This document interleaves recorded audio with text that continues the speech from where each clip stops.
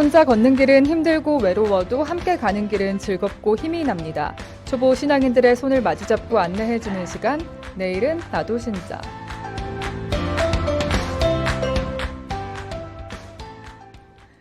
네, 이 시간에는 새신자로 거듭나기 위해서 준비 중인 예비신자들을 직접 만나서 어떻게 신앙생활 하고 있는지 들어보고요. 또 예비신자들의 궁금증도 알기 쉽게 풀어드립니다. 이 시간 함께해 주시는 두암동 본당 김계홍 요한 크리소스토모 신부님 함께 하십니다. 안녕하세요, 신부님. 안녕하세요. 네, 신부님. 오늘 자켓 마이에도 이 멋진 스카프를 입고 나와주셨어요. 제가 의도적으로 꼽은 건 아니고요. 어쩜 이렇게 센스도 좋으신 우리 신부님의 모습 지금 보이는 라디오로도 보실 수 있습니다. 페이스북 광주가톨릭 평화방송 온에어, 유튜브 광주가톨릭 평화방송 통해서 우리 청취자분들 들어와서 오늘 스튜디오 실황을 화면으로도 함께 해주시고요. 아니 그나저나 신부님 요즘 어떻게 지내셨어요? 그러게요.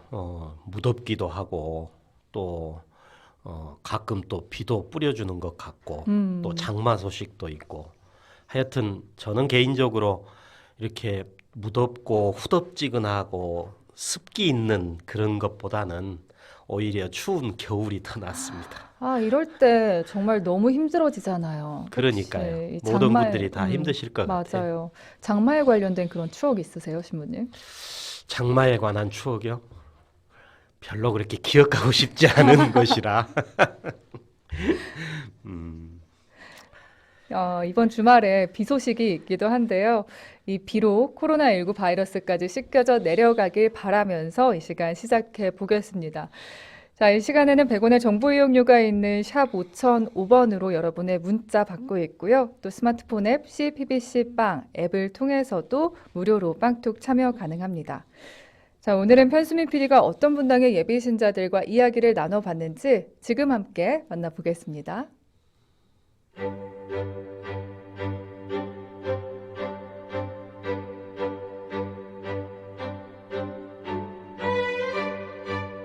예, 예수님을 만난 건 비, 비록 이제와 처음이지만 신, 심심 깊으신 분들과 좋은 말씀 안에서 늘 감사하며 자, 자연스럽게 말씀 실천하고 그분의 은혜를 경험하는 신앙인으로 살아가고 싶습니다.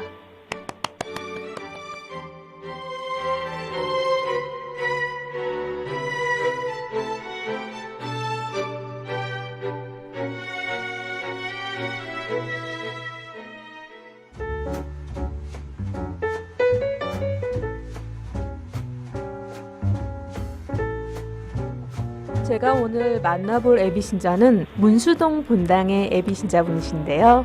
자매님 안녕하세요. 네, 안녕하세요. 여수 문수동 본당 예비신자 박미경이라고 합니다. 자매님, 코로나19로 인해서 교리가 중단되는 동안 본당에서는 우리 애비신자인 자매님께 어떤 말씀들을 좀 해주시던가요? 교리 선생님과 대모님께서 매일 평화방송 시청을 권유하셨고요. 매일 미사 읽기 이거 독려해 주셨었어요. 그리고 복음 말씀과 신부님께서 보내주신 강론 말씀 그리고 안부 문자 등을 자주 전송해 주셨습니다. 여러 방법을 통해서 안전한 방법으로 자매님의 신앙의 끈을 놓지 않게끔 본당에서 여러 노력들을 해주셨던 것 같은데요. 네. 그렇다면 지금은 교리 교육이 다시 재개가 됐을까요? 네, 다시 재개가 되었습니다. 기분이 어떠셨어요? 좀 겁이 난다고 해야 되나? 너무 긴 시간 동안 교리 공부를 쉬었잖아요. 그렇죠. 이렇게 오랫동안 공부를 안 하고 있다가 나중에 이제 세대를 갔는데 이게 가능한 일인가 하는 생각이 들더라고요. 우리 자매님께서는 그런데 천주교 신자는 어떻게 될 생각을 하셨어요? 지인분의 소개로 입교하게 되었습니다. 여태 누군가한테 종교를 제안받았을 때 한 번도 응해 본 적이 없었는데 그때 지인분께서 강요도 없이 넌지시 성당을 한번 가보지 않을 거냐고 그냥 말씀하셨어요. 툭 던지듯이. 오랫동안 봐오신 분이었는데 저의 가정에 더 큰 행복을 위해서 그걸 기원하시면서 그냥 제안을 하셨더라고요. 근데 제가 그 말씀에 이상하게 마음이 동했던 것 같아요. 애비신자 교리 교육 받으면서 혹시 기억에 남았던 일 같은 거 있으실까요? 신부님 강론이 저는 너무너무 좋았었어요. 그저께 교중미사 때 진신부님, 우원주 신부님께서 이렇게 말씀해 주셨습니다. 신부님께서 꼭 제게 해주시는 말씀처럼 제가 그렇게 느꼈는지 모르지만 하신 말씀이 있어요. 콩나물 시루에 물 주듯이 신앙이란 시루에 영적인 물을 계속 부어주라고요. 그럼 믿음은 그 꾸준함에서 조금씩 자라난다고 말씀하시더라고요. 저도 지금 턱없이 얕은 마음인데 그 꾸준함으로 미사를 통해서 하느님 말씀 안에서 가치로운 것들을 찾아가며 살고 싶다는 생각을 하게 됐어요. 꼭 제가 입교했을 당시에 계시던 주임 신부님께서 지금 광주로 가셨는데 안드레아 왕승수 신부님이셨거든요. 이 강론 말씀이 좀 낯설고 했던 저에게 교중 미사 시간이 낯설지 않게 만들어 주셨던 이유였었던 것 같아요. 성경 말씀을 그냥 일상의 이야기와 신부님의 어릴 적 어떤 기억들 이런 것을 소환하셔서 생활 속의 교리처럼 그냥 성경 말씀 안에서 편안하게 이렇게 말씀해 주시는데 그때 그 말씀이 제 마음의 그 고민들하고 너무 닮아 있었고 일치가 되었던 것 같아요. 그냥 답을 얻고 싶었을 때 해답이 되기도 했고 위로가 되기도 했던 것 같아요. 아버지의 그 따뜻한 다독임처럼 이렇게 좀 편안하고 위로가 됐었던 것 같아요. 우리 자매님 성당 다니면 어떤 점이 제일 좋으세요? 남편하고 이제 함께 할 수 있다는 생각이 일단 되게 좋은 것 같아요. 네, 시댁 쪽은 전부 지금 세례를 받았거든요. 저희 남편은 사실 지금은 냉담 중이에요. 서울에 교구에 소속되어 있는데요. 여수로 이렇게 직장을 구해서 내려오면서 성당에서 계속 활동을 못했던 것 같아요. 냉담했던 남편도 저희가 혼배 성사를 안 하고 결혼을 했기 때문에 사실 관면 혼배도 지금 해야 하거든요. 이번 주에 하기로 되어 있습니다. 제가 성당을 다닌다고 했을 때 남편이 너무 좋아했었어요. 그리고 사실 세례받기 전까지는 어디에도 얘기하지 않으려고 했었거든요. 근데 부모님께도 말씀드려야 할 것 같아서 말씀드렸더니 부모님도 좋아하시고 남편도 너무 좋아했었어요. 그래서 앞으로 다 성당을 다니게 될 것 같아요. 우리 자매님께서는 혹시 지금 마음에 좀 생각해 두신 세례명이 따로 있으십니까? 교리를 처음 받을 때 세례명이 만들어야 한다고 하시더라고요. 근데 순간 그냥 갯마라는 이름이 그냥 떠올랐어요. 순간 이게 세례명인지 뭔지 모르겠는데 그냥 그 순간 그냥 그 이름이 떠올라서 혹시나 하고 찾아봤더니 성녀가 맞더라고요. 제가 교리 끝나고 원래 세례일이 4월 11일 부활절이었거든요. 근데 신기하게 갯마의 필도 4월 11일인 거예요. 운명처럼 느껴지셨겠어요. 네, 그때 당시에는 좀 신기하고 그랬었던 것 같아요. 우리 자매님 6월 14일 세례를 지금 앞두고 계세요. 네. 어떤 기분이 드세요? 설레이기도 하고 아직은 사실 갈팡질팡 좀 불안한 마음도 있기는 해요. 하지만 이런 마음들을 신부님께서 내일 살고가 있는 날이거든요. 아하. 신부님과 또 다시 말씀 나누고 하면 신부님께서 좀 더 길을 열어주시지 않을까 싶기도 해요. 우원주 신부님, 저 많이 도와주세요. 부탁드립니다. 분명히 우리 틈들리는 자매님의 마음을 붙잡아 주실 거예요. 저도 항상 멀리서나마 늘 응원하겠습니다. 주위에 묻지 못했던 가톨릭 신앙적 궁금증이 있었다면 지금 말씀을 해주시겠습니까? 제가 지금 교회에 소속되어 있긴 하지만 신앙을 아직 머리로 이해하려고 하니 사실 믿기 힘들고 공감하기 힘든 부분들이 너무 많은 것 같아요. 제가 하나님의 존재를 더 알아갈 수 있게 도와줄 성경 구절이나 이런 게 좀 궁금하거든요. 어느 부분부터 먼저 읽으면 좋을지 알려주시면 그 방대한 말씀 사이에서 좀 덜 헤매일 것 같습니다. 그리고 또 혹시 올바른 신앙인으로서 가정에 갖춰야 될 성물 같은 거 있잖아요. 뭐 십자가, 뭐 성모상 이런 것들 어떤 것들이 있는지 알려주시면 좋을 것 같아요. 그리고 저같이 아직 갈팡질팡 이런 신앙인 예비신자 믿음이 얕은 이런 사람들이 어떻게 신앙생활을 하면 좋을지에 대해서 말씀해 주시면 좋을 것 같아요. 김기용 신부님, 제 궁금증을 풀어주세요. 운수동 분당 파이팅!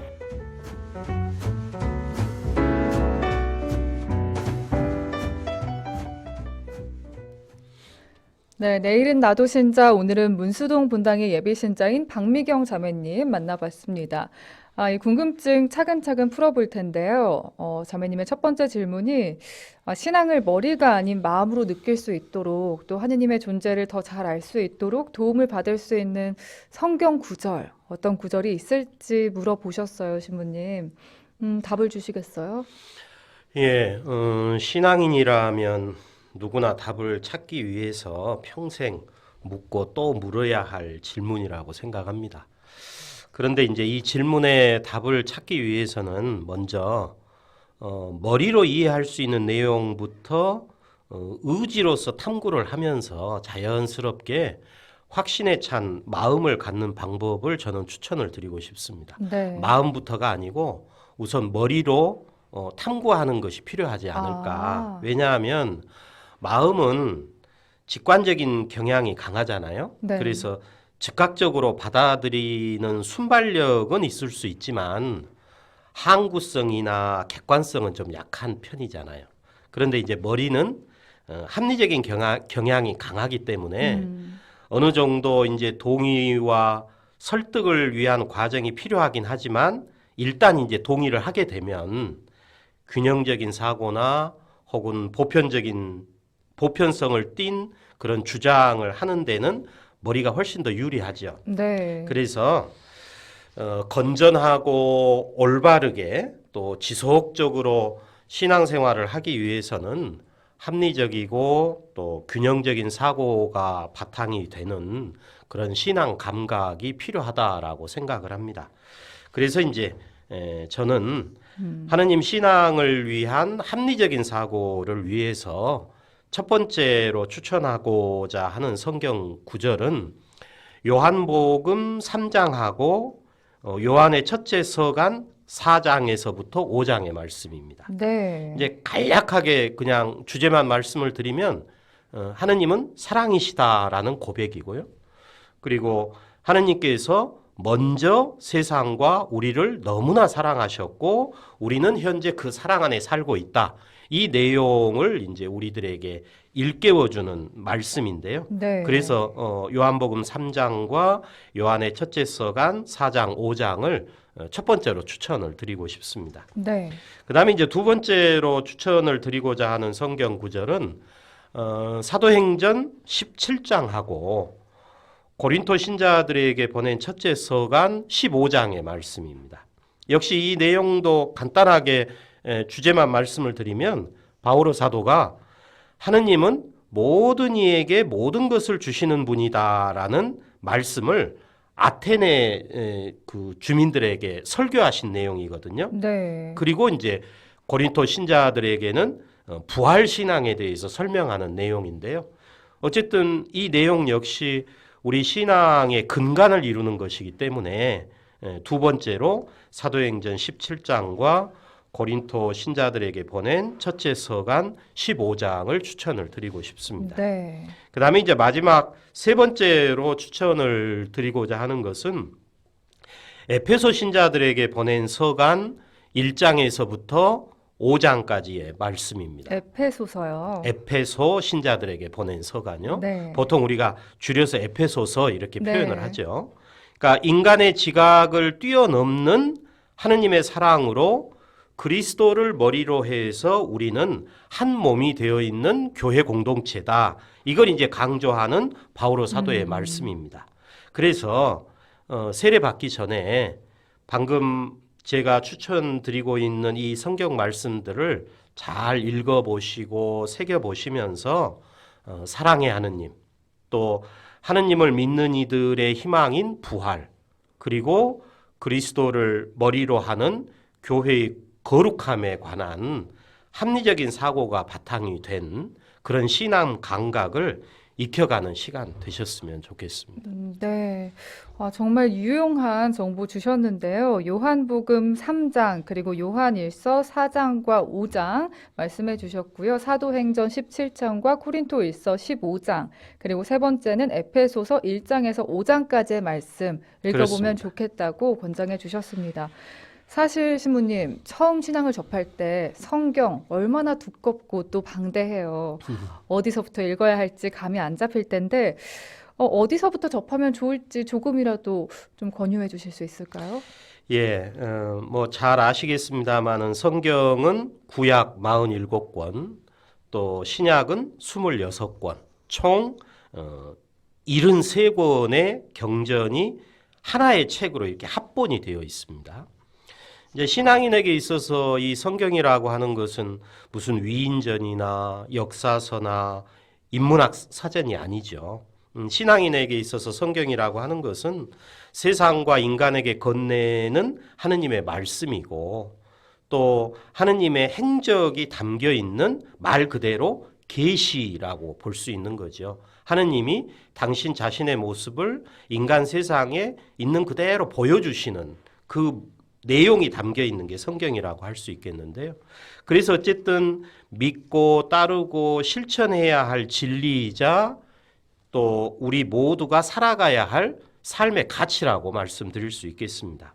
이제 바오로 사도는 티모테오에게 보낸 둘째 서간에서 이런 말씀을 하시죠. 네. 성경은 그리스도 예수님에 대한 믿음을 통하여 구원을 얻는 지혜를 그대에게 줄 수 있습니다. 성경은 전부 하느님의 영감으로 쓰인 것으로, 여기서 이제 하느님의 영감으로 쓰였다는 얘기는 하느님께서 당신이 직접 누군가를 시켜서 쓰셨다라고 하는 걸 우리가 신앙으로 받아들이고 믿는 거죠. 네. 그걸 이제 영감이라고 표현을 하는데요. 성경은 전부 하느님의 영감으로 쓰인 것으로 가르치고 꾸짖고 바로잡고 의롭게 살도록 교육하는데 유익합니다. 그리하여 하느님의 사람이 온갖 선행을 할 능력을 갖춘 유능한 사람이 되게 해줍니다. 그러니까 바오로 사도의 이 말씀처럼 성경은 신자가 신자다운 삶을 위해서도 유익하지만 신자의 삶을 희망하면서 준비하는 이들에게는 신에 관한 길잡이가 되는 책이라고 말씀드릴 수 있을 것 같아요.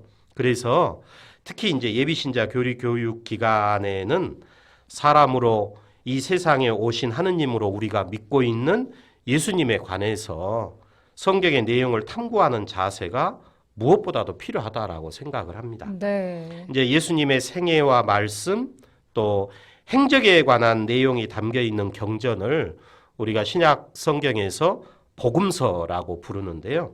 복음서는 모두 4권입니다. 네. 이제 편집자로 추정하는 인물의 이름을 붙여서 마테오, 마르코, 루카, 요한이라고 부르는데요. 네. 저는 이제 이 4권의 복음서 중에서 루카 복음서를 추천을 하고 싶습니다. 복음서 중에 특별히 루카 복음서 예, 추천해 루카 주셨어요. 복음서를 저는 추천하고 싶은데요. 네.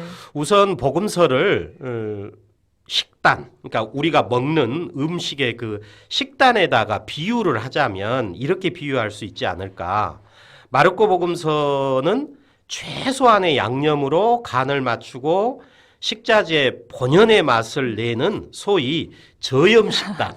이렇게 이제 비유를 한다면 왜요? 그 사건 그대로 표현해서 그렇죠. 그런가요? 살이 안 붙어 있잖아요. 네. 마치 그 사건을 그냥 있는 그대로 현장에서 전하는 것과 같은 보도문 같은 그런 느낌이기 때문에 네. 저는 저염 식단이라고 비유를 한다면 네. 마테오하고 루카 복음서는 양념을 넉넉하게 써서 맛을 내고 구색을 갖춘 아주 맛깔나는 식단이라고 할 수 있을 것 같고 요한복음서는 나름의 소신으로 집중과 선택을 통해서 소위 영양식단을 차려놓은 것 같은 그런 느낌을 저는 받습니다. 네, 이 복음서들이 하나의 사건을 다 각자의 나름대로 해석을 해서 기술을 한 거니까요. 그렇죠. 각자의 의도를 가지고 네. 색깔별로 우리들에게 편집을 해서 전해주는 것이기 때문에요. 그래서 저는 예비신자 기간에는 눈과 입이 즐겁도록 구색을 갖춘 맛깔나는 식단이라고 할 수 있는 마테오 복음서나 루카 복음서를 추천을 합니다. 그 중에서도 이제 제가 루카 복음서를 추천을 하는데요. 네. 루카 복음서의 편집이나 표현 방식이 예수님의 인성과 권위를 좀 더 우리가 합리적으로 탐구할 수 있다라고 생각하기 때문에 그렇습니다. 이제 물론 루카복음서 이외에도 세 권의 복음서 중에서 어느 복음서를 탐구하시든지 간에 중요한 것은 세상을 너무나 사랑하신 하느님의 그 지독한 사랑, 그리고 그 사랑으로 인해 사람이 되셔서 이 세상에 오셨고 부활하셔서도 세상을 초월하신 후에는 하느님과 같은 영원한 삶으로 우리를 초대하고 계시는 하느님의 그 질긴 사랑을 체험하는 거라고 저는 생각을 합니다.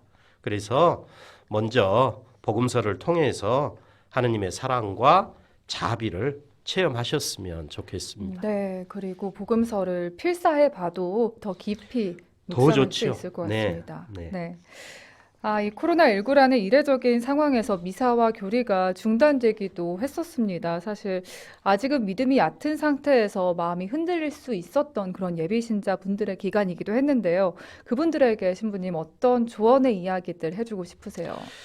예, 신자라면 누구에게나 참 당혹스럽고 안타까운 일이었습니다.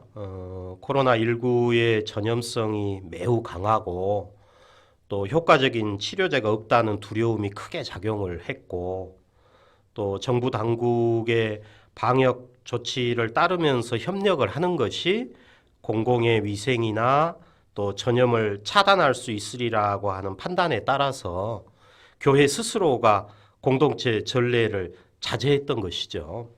예전에 경험해보지 못한 일이었기 때문에 난처하기도 했고 또 어리둥절했습니다. 네. 그리고 이제 자제하는 기간이 예상보다 길어지면서 신자들의 전례 생활과 신심 생활에 대한 걱정과 불안감이 커지기도 했습니다. 애써 이제 유지해 왔던 공동체 전례와 신심 생활에 대한 신앙 감각이 이제 무뎌지면서 교회 공동체를 통해서 유지되던 신앙 생활의 질서가 느슨해질 수 있다는 걱정이 많아지게 되었던 거죠. 네. 지금은 이제 공동체 전례가 재개된 지 한 달가량 되었는데요. 걱정은 현실이 됐습니다. 아직 코로나19의 상황이 종식되지 않은 영향이 크긴 하겠지만 공동체 전례가 재개된 이후에 본당 주일미사에 참여하는 신자 수는 코로나19 상황 이전과 비교하면 대략 3분의 2 수준입니다. 네. 평일미사 역시 같은 수준이고요. 또 신심 사도직 단체 모임이나 여타의 친교 모임은 예전과 같은 상태로 돌아가지 못한 실정이라고 할 수 있는 거죠. 이제 불가피한 예비신자 교육이나 모임은 뭐 방역 수칙을 지키는 가운데 조심스럽게 이어가는 경우가 있기는 하지만 일반적인 상황은 아닙니다. 전반적으로 이제 위축되고 활력이 떨어진 분위기라고 할 수 있습니다. 네, 네. 그런데 이제 앞으로의 상황이 더 걱정스럽다는 진단이 대세를 이루고 있는 게 더 걱정인 거죠. 코로나19 상황이 교회와 신도들의 신앙 형태를 어떻게 변화시킬지 감을 잡기가 힘든 상황이고 예측도 어려운 상황이라 더욱 그런 것 같습니다. 막연하게 변화만을 예상할 뿐 아직은 설익은 진단만이 난무하는 거죠. 네, 신부님도 또 본당 주임 신부로서 사목적 고민이 많으시겠어요. 그렇습니다. 저는 그렇지만 교회가 지금 처해 있는 이 상황이 요한복음 21장 1절에서부터 14절에서 증언하는 제자들의 상황처럼 느껴질 때가 많습니다. 그러니까 제자들은 예수님의 지상 여정이 십자가상 죽음으로 이제 끝나버리자 허탈한 마음으로 예전에 익숙해 있던 고기잡이를 떠납니다. 네. 밤새 애를 써서 그물질을 했지만 아무것도 잡지 못한 상황이었는데 아침이 되자 부활하신 예수님께서 다가오셨고 그분이 일러주신 대로 그물을 배 오른쪽에 던졌더니 그물을 끌어올릴 수가 없을 정도로 고기를 많이 잡게 되었다는 거죠. 네. 더더군다나 예수님께서는 그 잡은 물고기로 제자들에게 빵과 함께 아침을 차려주셨다는 내용입니다. 저는 이 증언이야말로 이 성경 말씀이야말로 지금 코로나19 이후에 교회와 또 신자의 신앙생활을 걱정하는 우리에게 위로가 되는 말씀이라고 생각을 합니다. 그동안 애써 노력하면서 일구어놓은 신앙생활의 질서가 코로나19를 겪으면서 서서히 변화의 조짐을 보이기 시작했고 또 이러한 변화에 교회가 앞으로 어떻게 대처해야 할지 막막한 상황이긴 하지만 네. 하느님께서는 변화에 대처하는 지혜를 우리에게 일깨워 주시리라고 믿습니다.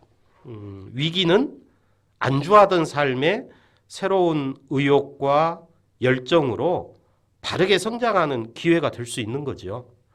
교회는 머리이신 그리스도 덕분에 영향을 공급받고 온 몸이 결합해서 사랑으로 성장하는 그리스도의 몸이라 하는 그 믿음으로 변함없이 세상에 그물을 던지는 사명을 충실히 수행을 하다 보면 하느님께서 우리에게 차려주시는 식탁을 받을 날이 오지 않을까. 한편으로는 위로도 가지면서 한편으로는 희망도 같습니다. 네, 그럼요. 위기는 또 다른 성장의 기회니까요. 예, 그물에 고기가 많이 잡힐 날을, 그날을 기억하면서 기대하면서 희망을 가져봅니다. 신부님, 예수님께서도 광야에서 유혹을 받으시고 물리친 내용이 성경에 있는 걸 떠올려 보면 그 해당 구절에 대해서 이야기를 잠깐 해주시면 예비 신자들에게도 그 굳은 신앙의 길을 갈 수 있도록 좀 도움이 될 것 같아요. 예, 뭐 길게 말씀드리기는 어려우니까요. 간략하게 말씀을 드린다면 예수님께서 광야에서 악마에게 3가지의 유혹을 받으셨으나 물리치셨다라고 하는 그 증언은 신약성경 마테오, 마르코, 루카 복음서에서 다 증언을 하고 있습니다. 첫 번째 유혹은 돌을 빵이 되게 해보라는 것이었는데요. 예수님께 하느님의 아들이라는 증명을 해보라는 것입니다. 또 둘째 유혹은 성전 꼭대기에서 뛰어내려 보라는 것이었는데요. 예수님께 성경에 담긴 하느님의 말씀을 시험해 보자는 것입니다. 그리고 이제 셋째 유혹은 세상의 권력과 영광을 주겠으니 악마를 경배하라는 것이었는데 예수님께 세상의 주인이 누구인지를 선택하라는 것입니다. 악마의 유혹은 예나 지금이나 여전합니다. 우리의 나약한 본성은 악마의 속삭임에 흔들리기 쉬운 것이고 또 악마의 유혹은 언제나 우리의 필요와 욕망을 자극하고 있는 거죠. 악마는 예수님께 다가와서 유혹을 했던 것처럼 지금도 우리를 서서히 자신의 권세와 위상, 현세적 이익을 보존하는 방편으로 교회를 다니게 하면서 세상의 주인이 누구인지를 시험하도록 우리를 유혹하고 있습니다. 네. 또 우리가 열심히 기도하고 전례에 참여하는 보상으로 하느님의 은총을 요구하게 하면서 하느님의 권능을 시험하도록 유혹을 하고 있죠. 또 우리가 자기 중심의 이기적인 해결책을 기대하면서 하느님의 말씀을 시험하도록 우리를 유혹을 하고 있습니다. 우리가 예수님처럼 악마의 유혹을 물리치는 길은 깨어있는 길밖에 없지 않을까. 깨어있다라고 하는 것은 늘 자기 앞가림과 자신의 관심사에만 맴도는 이기심에서 벗어나는 걸 얘기한다라고 생각을 합니다. 네. 다니는 교회가 아니고 내가 교회다. 요구하는 은총이 아니고 감사해야 할 은총이다. 선택하는 말씀이 아니고 실천해야 할 말씀이다라고 하는 것을 잊지 않고 살아가는 게 아마 유혹을 물리치는 깨어있는 삶이지 않을까 말씀드리고 싶습니다. 네. 마지막으로 우리 자매님의 질문 한 가지 풀어보겠습니다. 자매님이 신앙인으로서 가정에 갖춰야 하는 성물이나 혹은 신자로서 지니고 다니면 좋을 성물이 있을까요? 하는 궁금증 주셨어요, 신부님. 교회 안에서 말하는 성물은 2가지로 나누어서 생각할 수 있습니다. 사제가 축성한 물품이 있고 사제를 통해서 축복받은 물품이 있는 거죠. 그러니까 축성한 물품은 교회의 전례와 신심행사 거행을 위해서 필요한 건물이나 물품을 따로 구별을 해서 하느님께 바치는 경우를 표현하는 것이고 축복받은 물품은 이제 신자로서 신앙 고백이나 증거를 하는 표지 또 신자의 기도나 신심생활을 도와주는 물품에 하느님의 은총을 청하는 경우를 표현하는 거죠. 지금 질문하신 성물은 축복받은 물품을 말하는 것으로 생각을 합니다. 네. 그러니까 축복받은 물품으로서의 성물은 반드시 가정에 뭐 갖춰야 한다거나 또 개인이 지니고 있어야 한다는 의무 규정은 없습니다. 이제 각자의 필요와 신심의 정도에 따라서 갖출 수도 있고 지닐 수도 있겠죠. 예를 들어서 묵주기도를 자주 한다면 묵주를 지니게 될 것이고, 누구에게든지 자신이 예수 그리스도를 믿고 따르는 신자임을 고백하고 싶고 또 자신의 가정에도 그리스도께서 주님으로 함께하고 계심을 드러내고자 한다면 가정에 십자고상이나 여타의 성상이나 성화를 갖추게 되는 거죠. 그러니까 경계해야 할 것은 네. 성물을 부적처럼 여기거나 어. 또 장식품처럼 여기는 태도라고 생각합니다. 네. 신자의 품위에 맞게 성물을 합당하게 사용함으로써 신앙 고백이나 선포 또 기도와 신심 생활에 도움이 되도록 노력하시기 바랍니다. 네, 오늘은 문수동 분당의 박미경 자매님의 궁금증으로 자세히 함께 해봤습니다. 우리 자매님 오는 주일에 예정된 세례식 잘 마치시고요. 젬마라는 세례명으로 또 하느님의 자녀로 태어나실 수 있길 저희도 응원하고 있을게요. 두암동 분당 김계홍 요한 크리소스토모 신부님과도 여기서 인사 나누면서 마치겠습니다. 감사합니다, 신부님. 감사합니다.